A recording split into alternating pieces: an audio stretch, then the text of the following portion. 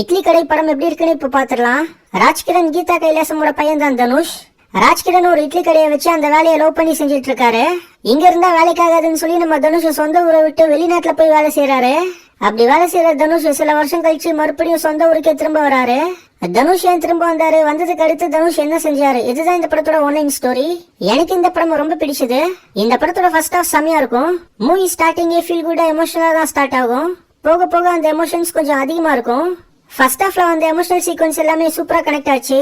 கீதா கைலாசம் தனுஷை கூப்பிட்டு அவங்க இட்லி கடைக்கு போவாங்க. அப்ப அவங்களோட பிளாஷ்பேக்கும் இப்ப இட்லி கடையில நடக்கிறதும் மாறி மாறி வரும்.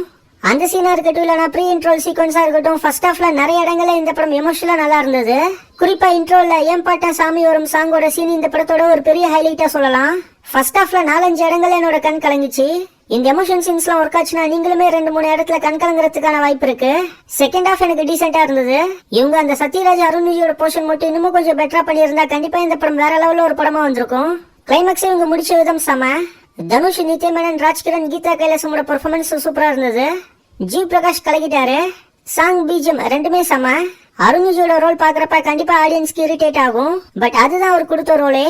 அடல் கண்டென்ட்லாம் பெருசா இந்த படத்துல எதுவும் கிடையாது. ஓவராலா ஒரு சாட்டிஸ்ஃபைங்கான மூவி தான் இந்த இட்லி கடை. கண்டிப்பா தியேட்டர்ல இந்த படத்தை ஒன் டைம் பார்க்கலாம்.